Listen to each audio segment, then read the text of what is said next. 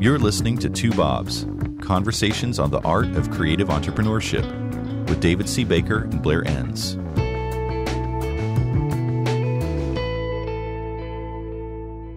All right, David, I have to produce some content for next week to go out to our list of people who kind of somewhat regularly expect content from me. You must be terrified at the notion of needing to come up with something intelligent within just a week. I'm being a little bit glib here because I know what I'm writing about. It's half done. I've got to come up with something, David. Where do I go? So I've got a deadline. It's got to be done Tuesday.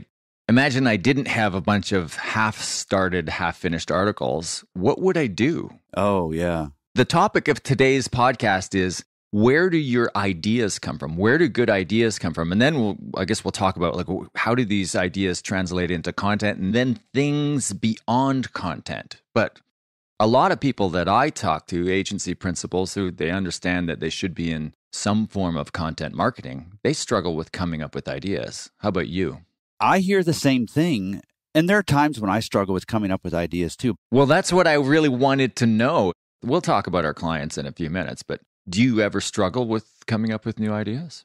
I don't struggle with coming up with ideas, but I do struggle with which ones I want to write about, because sometimes I'll look at this long list. I already have, the illustration and the outline, and none of them just strike me at the moment with any sort of passion. And I have to just put it aside and say, okay, I'll look at this again tomorrow and see if any of them pop out at me. But it does vary. It just depends on, that's why I have to have all kinds of things that I can choose from, because at any given moment, there's only one or two ideas that I really want to write about out of 50 or something.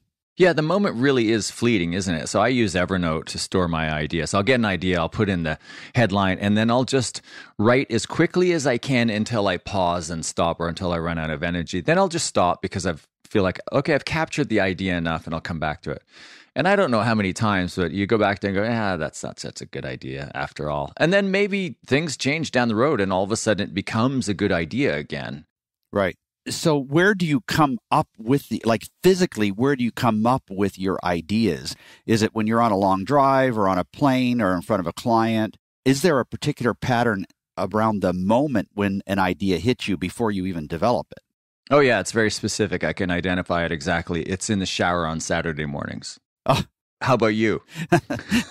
For me, and I don't know why it's exactly this way, but I cannot remember the last time I had a good idea by myself without being in front of a client or on the phone with them, or maybe speaking with a prospect or making a presentation at a conference. Those are the only times when I seem to think really clearly, and it's so important for me anyway to capture those things, even if it's just scribbling down a sentence, and then when I get back to my hotel room or back to the office or whatever, expanding that into a paragraph or two so that I remember what I'm talking about when I get back to it. I don't come up with interesting ideas to think or write about when I'm by myself. I have to be sort of on with somebody. I have heard so many of my clients say the same thing. They buy the argument they need to be doing more content marketing and so on, and then they're stumped because they're not sure what to write about, but that's just a mental block they have. So what I usually recommend that they do at that point is to have somebody attend meetings with them and watch when the prospect or the client nods or makes some indication that they've said something really interesting, and then just write down that thing that the principal or the AE or whoever it is, new business person, just said. And those are usually the ideas that are worth developing later. The problem is that we say those things so frequently, we've heard ourselves say those, that they don't strike us as intelligent anymore. And so we have to rely on how other people react to them. Does that make sense? Yeah, that is so insightful, and I've never really thought of it that way before, because I just imagine that I'm coming up with ideas on my own. I read a lot of books, as I know you do too, and listen to some podcasts, and there are some other sources. My pat answer would be, I just come up with them while I'm reading books, while I'm in the shower or on a plane thinking, when I have thinking time. But as I hear you describe it, I identify the situation because I've been in a lot of training situations with clients where we're doing some exercises around content creation, and they'll say something and I'll write it down. Mm-hmm. In my notebook, when I'm working with a client for a day, I make this little column where I write down key things that they say that I think, okay, that's a piece of thought leadership. Yes. We're going to come back to this. You drop this nugget. You don't even know how valuable it is. I wrote it down, and sometimes I immediately translate it into a better headline. And then as we get closer to the end of the day, I have a list, and it's usually at least 10 things long that they've said.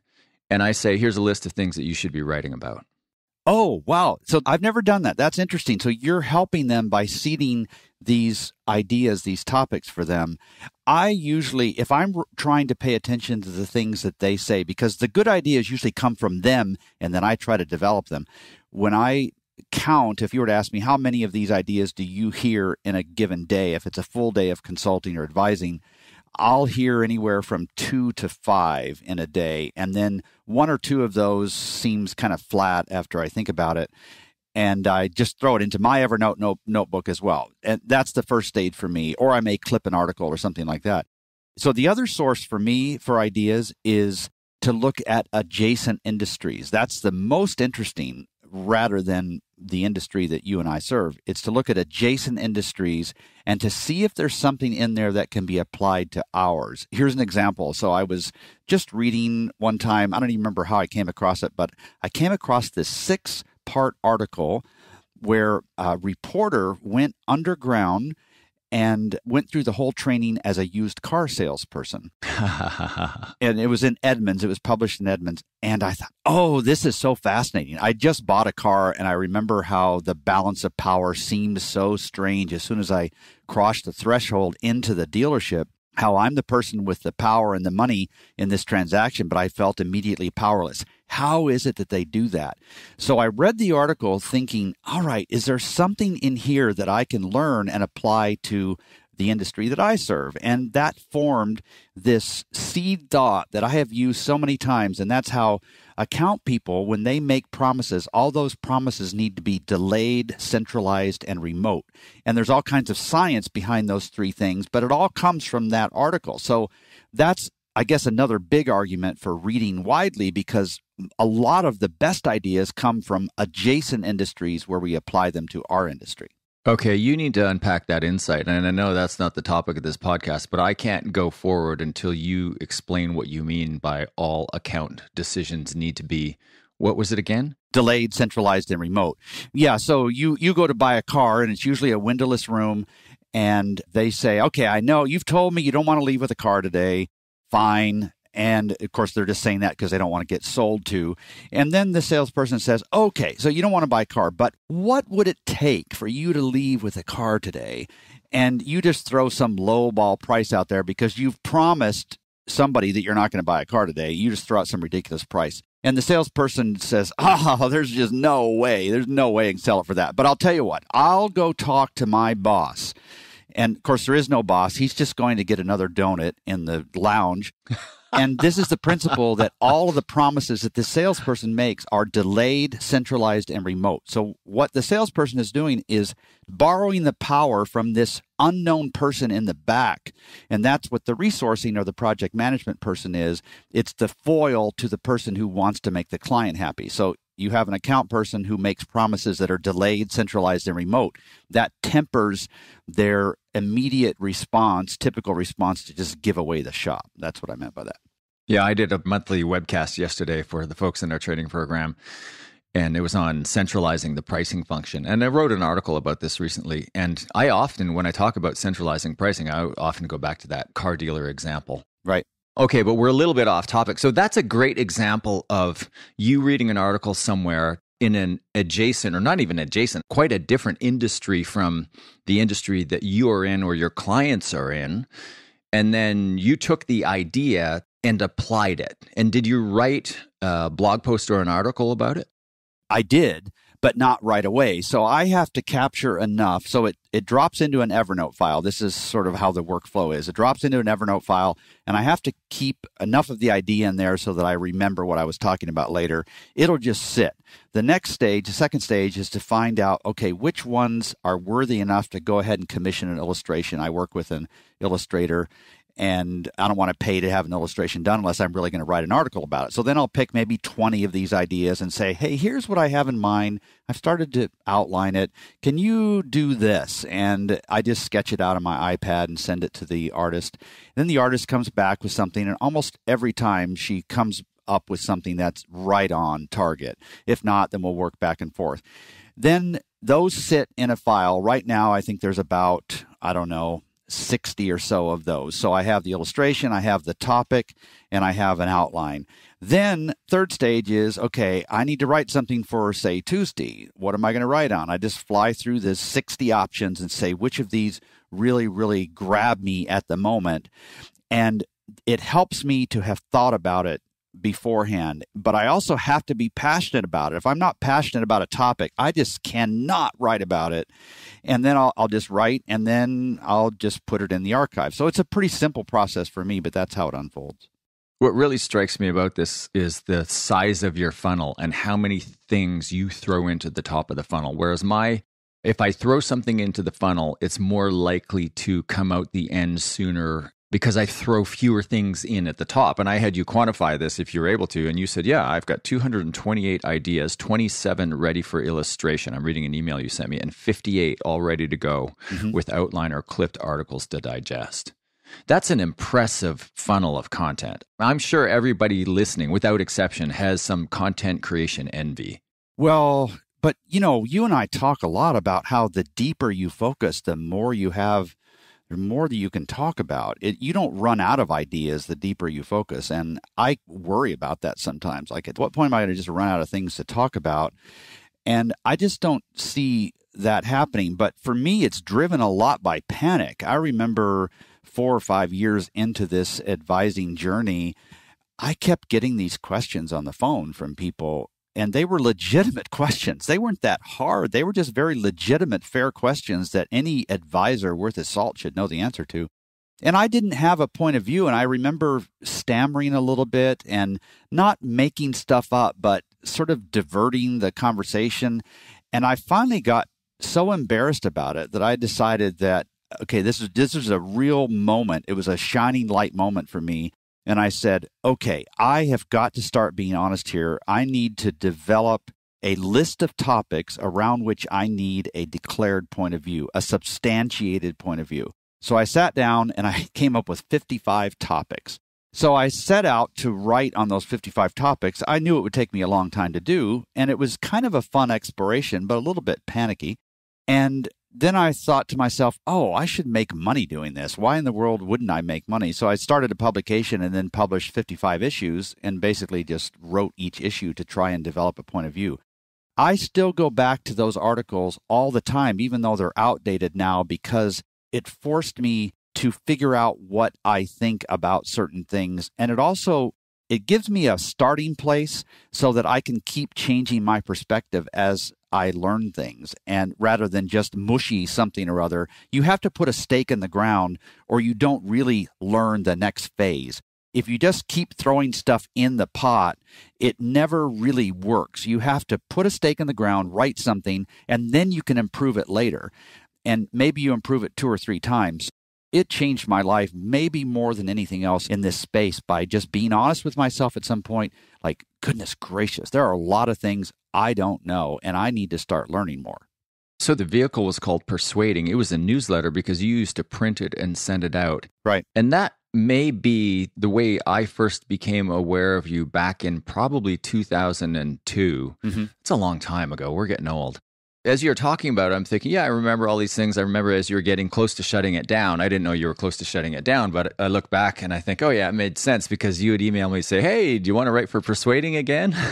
Yeah, right. I was running out of topics. And then you shut it down, but it was very widely read. Yep. You charged, I think you charged $360 a year for it. Right. And then I guess it went out in an electronic version too. But from somebody who didn't know you well and was kind of getting to know you through your thought leadership, I can say it was an impressive vehicle. It looked beautiful. Everything about it was beautifully designed. And the content, you are a good writer, but the content and the writing style, it just really communicated a level of professionalism that just wasn't there in the space at the time. So I think with that, you kind of immediately rose to the top of the heap. And maybe, today, now that everybody's in the content marketing, it's not so easy to go to the top of the heap via your content. Now, there's a couple things that you mentioned that I want to circle back on, but first, a word from Marcus. You're listening to Two Bobs, conversations on the art of creative entrepreneurship. Your hosts are David C. Baker of Recourses, author, speaker, and advisor to owners of expert firms, and Blair Enns of Win Without Pitching, the sales training and coaching program for creative entrepreneurs.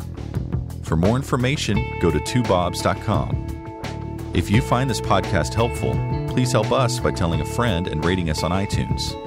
Thank you. Now back to David and Blair. Okay, David, you mentioned that you look at adjacent industries for ideas, but you and I have talked about this before. You don't look within the creative profession industries for ideas, or do you? Not so much. I think we are so far behind the other professional service branches in terms of how we manage our firms that I'd rather learn from adjacent industries, honestly. Yeah, I'm fond of saying, and this doesn't universally apply, but I'm saying the best of bad practices are still bad practices. When you're pulling from your industry too, though, there's this danger, and I see it a lot. And the danger is you start to put forward other people's ideas. And ideas you can't patent an idea. But I think we all know people who create content who it's not really their content. Mm-hmm. They're taking the flavor of the day. They're probably paying too close attention to people who are in their industry. And it's easy to see that they are following the leaders in their industry. Right. Does that make sense? It does. And, we know when we've crossed over the line in borrowing somebody else's content.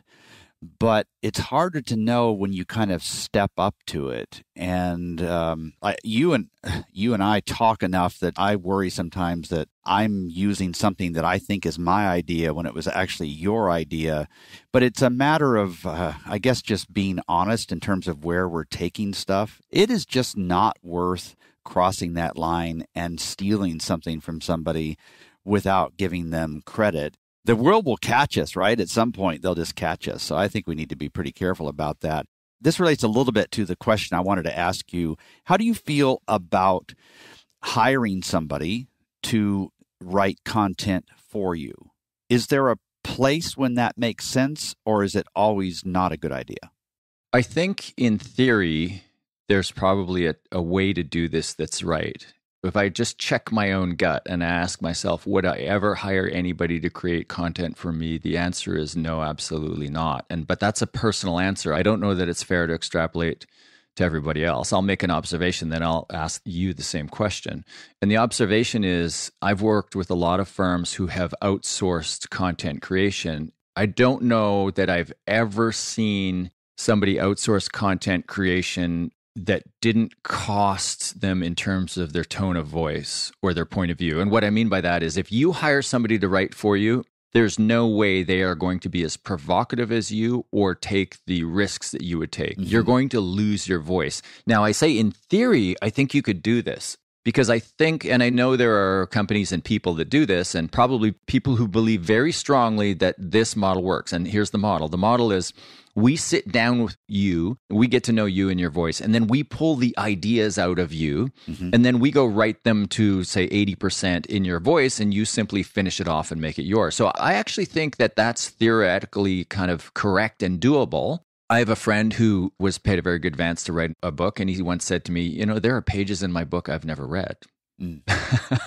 Because and I know lots of people who have paid ghost writers to work with them on books, but that line really struck me. There's pages in my book I've never read. I don't have a problem with somebody doing that. I can never try that on for myself. But what about you? Do you think it's ever okay to have somebody else create content? I don't know, and I feel pretty firmly that it isn't appropriate for an expert. And it seems like the content that is developed that way kind of slides into the mass of other content and doesn't stand out. as having a point of view. It's vanilla, right? Yeah, it's Googleized. It's just not all that interesting. It's not memorable in my mind. So a related question, and I get this question a lot. I'd be interested to hear how you feel about it.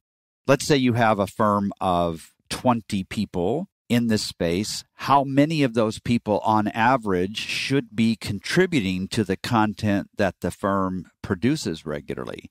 Are we talking about 1 or 5 or 10? What's that usual ratio of people who can be trusted to have a reliable, clearly articulated point of view? I would be happy with one good one. I would be uncomfortable on behalf of my client if that good one were not the principal of the firm. Yes, absolutely true.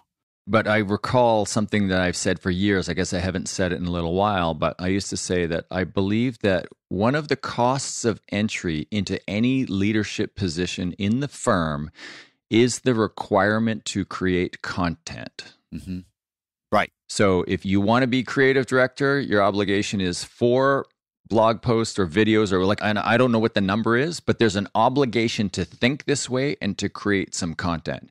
You wouldn't make that requirement of your CFO, but the senior people who are heading your account management, planning, creative, media, if you're in that business, maybe even the dev department, those senior leadership people, I think it's an idea worth exploring that one of the costs of entry to a senior leadership position in the firm is the requirement to create content. And then you can put some barriers around that. So I think that's good general guidance that I wouldn't necessarily say everybody absolutely has to stick to it, because I wanted to circle back on this idea. And that's the idea that it's not easy for everybody to create content. I think for you and I suspect relative to the larger population, we see ourselves as writers. It's easier for us to create content. I mean, hell, we're just having a conversations that this is a conversation that you and I might have a couple times in a week, just talking about these things, only we're spending more time on it. We're recording it. This is content. So in some ways, content creation is super easy, but not everybody's comfortable with it. Not everybody's a good writer. Not everybody's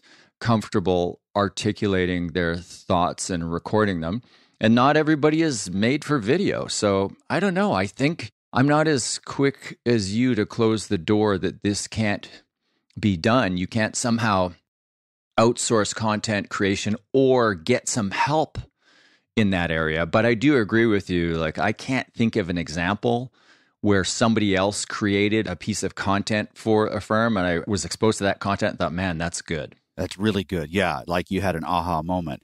Well, you can get help, and I think it's totally safe to get help with writing skills, and you might slowly get better over time. I use editors for sure, but it's more about thinking. And even if you aren't at the point where you feel like you can write stuff that other people will view as insightful, part of your skill set should be the ability to ask really good questions of other people so that the result of this interview or whatever the format is really interesting to people. So you need to at least be curious enough and articulate enough. Even if you're not producing the insight yourself, you need to be able to pull out insight from other people. And that's a skill that I think more people are less terrified of. And I find there are a lot of really, really good listeners and interviewers out there. And some of them may not feel like they have the authority to have a voice, but they can certainly pull great insight out of other people that might have a higher standing. And that would be a way to bridge this gap a little bit for them. Yeah. And as we talk about it, I think, if you're an expert, you're creating these sparks of content ideas, and maybe you don't have the capacity, like the skills or the time to be able to kind of capture those sparks and turn them into embers and then flames, et cetera, to carry on with that metaphor. And maybe there are ways to engage people to help you with that. We only have a few minutes left. I want to talk about what happens with ideas and why it's important to generate ideas beyond content marketing. And I want to come back to your observation about what happens in a car dealership and then how you translated that into an idea of how account people should work. My theory is that you narrow your focus so you become an expert in a kind of a more narrow area. It's just easier to build deeper expertise when you're narrowing your field of vision and you're observing the same situations and problems over and over again. So you deepen your expertise. You come up with some points of view, some observations, some things you're seeing. You want to challenge convention, etc. So you come up with these ideas. You write about these ideas. In this situation, you captured this idea. You wrote about it. But then at some point, beyond writing about it, those ideas get encapsulated into your body of work, not your content creation, but your advisory work. Right. Does that make sense? So I'm assuming that you take that idea and then you start to apply that to the advice that you give your clients. Absolutely. And I think there's a specific way to do this. This is a little bit mechanical, and maybe this is just me being weird, but this is the way I think you should do it. So you have a concept, and maybe you've written about it yet, or maybe you haven't, and you want to begin incorporating that into your work. I think you are obligated, here I am being weird, I think you're obligated to write that down on a piece of paper on your computer and print it out, and then have it with you, or even have it as a file on your computer. And then when an opportunity presents itself with a client or a prospect to introduce this concept that you're beginning to formulate and think about incorporating in your work, when that moment comes, you either pull that slip of paper out of your day bag or you pull it up on your computer and say, hey, I've been thinking about that. Let me run something by you. These are the observations I've had so far, and I haven't totally formulated this thought, but I've really been thinking about it. End of how that works. If you don't take the risk of writing it down, then you tend to shape your idea around the current moment, which is not a very good test of it. So you need to articulate it as far as you can take it in writing, test it, and then revise it and test it again. So it's a minor little thing, but I found that you make progress in articulating those ideas so much faster if you actually take a risk at multiple places along that path. So I'm imagining somebody being in front of a client, and then the client says or does something and it inspires that someone, let's say it's an agency principal, to go, oh, hold on, I've been thinking about this. And then you go to your notebook, you pull out the note and say, let me run this thing past you. And you run the idea past the client and say, do you think that's relevant in your situation, or do you see any magic in it or whatever? Is that what you're talking about? Yeah, exactly. And if you don't already have it written down, then you don't get credit for having thought of it. So you have to pull it out because it's already been to some degree articulated, and that's how you get credit for it with a client. It's very much like you're at the dinner table and you say, all right, I want all of you to think of a question, and I want you to write down your answer before you hear anybody else's so that other people aren't influenced by it. This is a way to basically build that into this process where you're not too heavily influenced by the client, and they come up with an idea, and then you say, oh my goodness, I've had the same thought. Look at this. And you pull it up, and then together you start to take this a little bit further. So it's just a real minor tip, but I found it to be really helpful.